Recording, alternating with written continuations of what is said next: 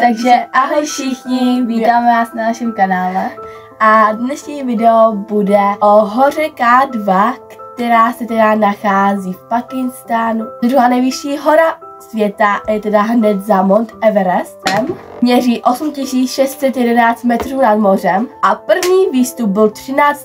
července 1954 39letým Achillem Kompagonem a 28. Lino Katedielem. Jedná se o jednu z nejhorších tragédií horolezectví. 1. srpna v roce 2008 zahynulo na hoře K2 11 lidí.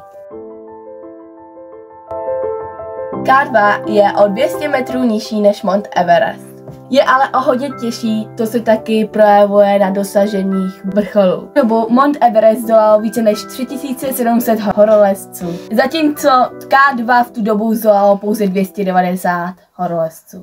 Tato hora je také obtížná kvůli počasí a sněhovému kuloáru, který se také nazývá Botylka, na němž se stříčí sněhový převis. Tento úsek je výzvou i pro ty nejzkušenější horolezce. A ten převis byl taky ten z jedním faktorů vedoucí k té tragédii. V tu dobu se v základním táboru sešlo 6 výprav. Inozemský tým vedený Milkem Van Rooyenem, druhý srbsko-korejský tým, třetí francouzský tým, čtvrtý americký tým, pátý norský tým a šestý italský tým. Všichni se koncem července shromáždili na jednom místě a čekali na správné oko počasí. Podle předpovědi se totiž mělo vyčasit a proto všechny výpravy byly právě na tento termín. To znamenalo, že nastoupí více než 30 horolezců. Takový počet lidí vyžadoval koordinaci. Proto se vůdci expedice šli, aby se domluvili na spolupráci. Bylo dohodnuto, že z nejvýše položeného tábora čtvrtého ve výšce 7800 metrů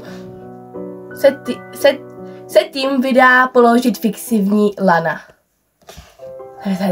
Zasekla se nejlepší tým do Botylky. Klíčovou osobou při upevňování lan měl být pakistánský nosič Hein Bank, který už v minulosti Botylku jednou zdolal. Že ten ve výšce druhého tábora stál vysokohorskou horečku. No a jinak vysokohorská horečka je komplex symptomů vyskytující se u člověka ve velkých výškách, je způsobená nedostatkem kyslíku. Kvůli tomu musel okamžitě dolů. Když se ten plán začal kazit ještě dříve, než se začal uskutečňovat. Horolezci začali v ranních hodinách 1. srpna 2008 přesouvat lana do nižší polohy hory, než bylo vůbec naplánováno. Tohle ale vyvolalo, když se horolezci dostali blíž k vrcholu, tak jim lana chyběla. Van Rooyen pak nařídil skupině, ať pro ty lana dojdou, když už byly výš. Kvůli tomu, že pro ty lana museli dojít, začali nabírat zpoždění a pod vrcholem se začali sluchávat hodně horolezců. 26letý Gilles Telemann si při pohledu pod vrchol hory uvědomil, že k vrcholu dorazí nejdříve za 8 hodin a kvůli tomu začal se stoupat z té hory a tomu zachránilo život.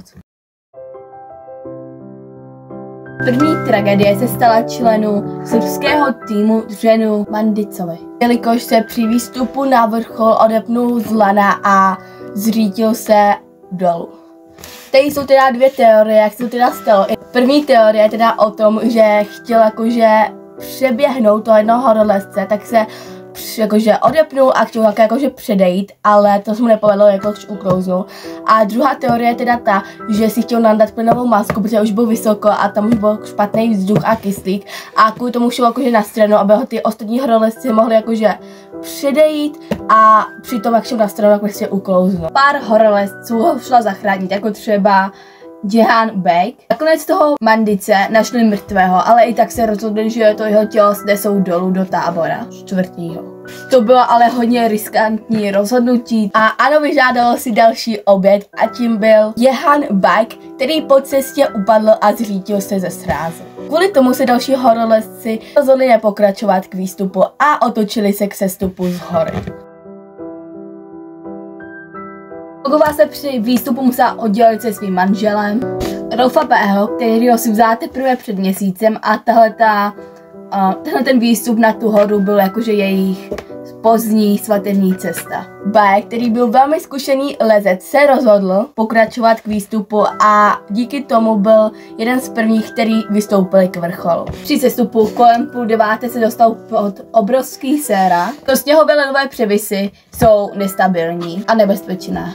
Tenhle sérák se utrhl právě, když byl pod ním Bae a díky tomu ten Bae, nebo ne díky tomu, a kvůli tomu prostě ten Bae se pohřbil pod tím ledem, protože bylo jakože hodně toho ledu. A tento sérák měl ještě jeden důsledek a to byl tím, že spadl na jedno z fixních lán a díky tomu to lano ulomil a kvůli tomu na tom vrcholu pak zůstalo 16 horolezců a nemělo se jak dostat dolů. V pasti uvízl další lezec, který byl teda vůdcem a byl to nizozemský horolezec Wilco van Rooyen, který spolu s Sherpou Pembou a Casem van de Gavelem vystoupil na vrchol kolem 7 hodiny večerní. Při sestupu vůdce zachvátila vysokohorská horečka. Dva kolegové ho tam nechali a rychle se stoupali dolů. Co Rooyen zůstal pod vrcholem do hluboké noci. Asi hodinu před půlnocí se zpamatoval a přidal se k irskému horolezci Gerardu McDonnellovi a Italu Marku Confortovi, kteří se rozhodli, že budou sestupovat po tmě. Sestupu sledovali zář od korejských horolezců, kteří byli jakože pod ním. Když v tom světlo náhle zmizelo. Když se druhý den trojice přiblížila k místu, kde to světlo právě svítilo, ukázalo se, že se ti Korejci zřítili ze skály a byli zavěšeni na lanech. Komunikoval však už jenom pouze jeden z nich. Že toto byl zatím první díl z té hory K2, jelikož tam z toho stalo strašně moc a do tohohle prvního dílu by se to prostě nevešlo, jsme se rozhodli, že to uděláme prostě třeba na 2 nebo 3 díly, ještě uvidíme. A tak to je zatím jako konec toho prvního dílu, doufám, že se vám to líbilo, nezapomeňte dát like, taky odběr a napsat nám do komentářů, jestli byste chtěli nějaký jiný video, jestli byste chtěli nějaký vlogy, nebo nějaký nebo jestli vás baví ty videa. Nezapomeňte jako na naše kanály, tenhle kanál je jako náš společný a každá máme ještě svůj vlastní, ještě tady mám já můj kanál, tady mám Bára kanál svůj. A ahoj! Čau!